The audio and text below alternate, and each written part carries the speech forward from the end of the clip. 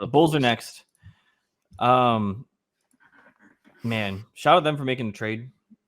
Finally. Yeah. So they. Talk us through their situation here. They traded Alex Caruso for Josh Giddey. Okay. Yes. I thought you were talking about a different trade. I was like, no. Lonzo Ball, obviously, I'm not sure that he's gonna play basketball ever again in his life, but we'll see. He'll play. I know, but it's giving them hard time Chicago here. with Giddey now is going. I think needs to go young. I think they got to go project. I think they tear it down. DeMar's old. Buzelis? Zach LaVine. I don't. Does Buzelis make sense if you have Giddey? Like, I don't know. I know a lot of people say point Giddey, but like, I think if you're gonna like, to me, like you look at Lonzo Ball, you look at Giddey, like we kind of know what both those players are, and if you are gonna reset truly, I think this would be a great spot to take Topic. Yeah, I mean, obviously he probably won't play a lot next year if at all, but I think just if you want to go upside here, I think Topic is the project player that you're gonna want if you're the Bulls, and I really can't imagine anything else for them. I mean, you could get Buzelis, but I'm not. I think Topic's ceiling is higher than Buzelis. I just think Topic's floor is lower. So that's kind of where I'm at with them. I'm trying to think where else they could go potentially. Like if we're checking out projects like Khalil Ware early for everybody else. Let's see where the ESPN had mocked before going into today. Rob Dillingham, Devin Carter. Devin Carter. See, but Devin Carter, I feel like is a guy that you kind of know what he already is, and if you are rebuilding, I don't know if he does what you want in terms of upside here. The Bulls viewed by many as Carter's floor. Other prospects linked to Chicago, Ron Holland and Terrence Shannon Jr. I did hear Terrence Shannon Jr. had a really good workout with them. How crazy would that be? That'd be a reach. I feel like at 11. So yeah, I guess Devin Carter in theory could be the pick here. I would like that. Obviously, as a Devin Carter fan, I think he's just an awesome player. You pair him with Ayo Dosunmu, Kobe White. You have a really interesting backcourt for the future. You just got to get rid of those old guys and just let them play at some point. And then you have Giddey who can create as well. So honestly, I think I'm talking myself into picks as we go tonight. I'm gonna keep doing it. I think that's a good pick here if they take Devin Carter. So I'm selling Team Topic. They just keep showing Michael Jordan highlights the past 15 minutes. So I'm wondering if the pick will ever come in. It's just Michael Jordan. Sure. They do just Michael Jordan. Almost 30 years ago at this point. 1984 draft. That's what we're talking about here. I would like Devin Carter. Right now. I'm cool with that. Okay. Jacoby Walter, Bub Carrington, Jared McCain. How far does Buzelis fall? Yeah, if he doesn't go here, got the Thunder next, and then the Kings. The Kings would take him. I'm pretty sure. I would assume. Here we go. In the 2024 NBA draft, the Chicago Bulls select Matas Buzelis. Wow. Interesting. So Devin Carter's falling now.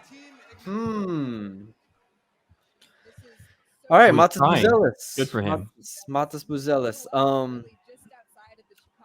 We're both relatively high on him, right? Where's he on? Yeah, I'm high on him. I just don't know. I mean, I guess fit doesn't matter if you are rebuilding. I mean, I think his ceiling is pretty good. Obviously he's seventh on my board. Yeah, seventh on mine as well. Was fifth at one point. 6'10" with a 6'10" wingspan. Shooting wasn't necessarily there, only at 26%, but his shot looks really good. Playmaking, I really liked. I really liked his transition. I liked his confidence. I actually did like his finishing. As a soft touch, as a variety of finishes, floaters, hooks. Is able to play finish with some dunks. And if he's able to figure out the shooting, I think offensively he can be really good. Some of my comps, I got Franz Wagner. I got Mike Dunleavy, which is kind of a throwback, but those are two comps I got. My comp is hopefully Franz Wagner. Yeah, I mean, yeah, okay, yeah. Hopefully, I think Franz Wagner came in with a little bit more polish to his game. All right, Matas Buzelis, 32 minutes per game in G League Ignite, 14 points, 7 boards, 2 assists, 2 turnovers, 27% from 3, 68% from the line. Ultimately, I think the flashes are what you're kind of betting on here. I don't love him as a playmaker. I think he has like good feel at times, but he just has just as many turnovers as assists, and I think that shows out on tape. The scoring feel is good, and I think you hit the nail on the head. Like the shooting form is promising. Yeah, but now it it's about looks putting pretty in the good. work and Yeah. getting to a consistent level. Because if he can shoot, you can see the athleticism on drives and when the paint opens up for him. That's what you're betting on, is that athleticism to be a really, really consistent 4-man for a team. And also, you go back, the Rising Stars game against Chet Holmgren, Jabari Smith, Brandon Miller, he was like one of the best players on the court in every setting that he played in that on that day. So I'm really interested to see how he shapes out his game. Yeah. Just a couple minuses here. Yeah. Although he is able to kind of, be shifty for his size, he can definitely get out of control. Like you said, you already mentioned the turnovers. He's not, I guess, consistency is the very big thing. Like his handle can get out of control. Yes, he can finish if he's going downhill, but against contact, like his frame's not that big. So he's going to have to figure out how to put some muscle on and some strength, because finishing through contact is definitely a problem. And then even with his offhand is a little bit iffy.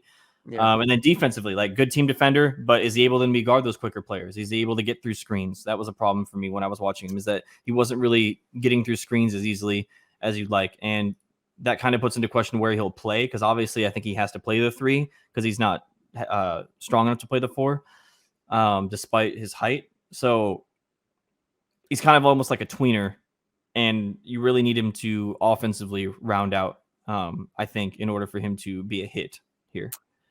One of the most frustrating stats that I had seen was that he only had 2 free throw attempts per game. So yeah, it his was free like, throw rate was 0.172. So it was very much like he could get bumped off, was unorthodox, was unable to really like gather himself on those drives. So yeah, it's a big concern. I think he just needs to get stronger. He needs to get more confident. I think this speaks to the Bulls like long-term outlook way more than like a Devin Carter would, in terms of them building in the near future. I think this is like a 5-year plan now in terms of what they're going to be able to do. So good for Matas. Is that the last of the G Leagues? Buzelis, well, Tyler Smith. Tyler Smith. Yeah. So we'll see. But yeah, does it for Buzelis. I think overall it's a good pick.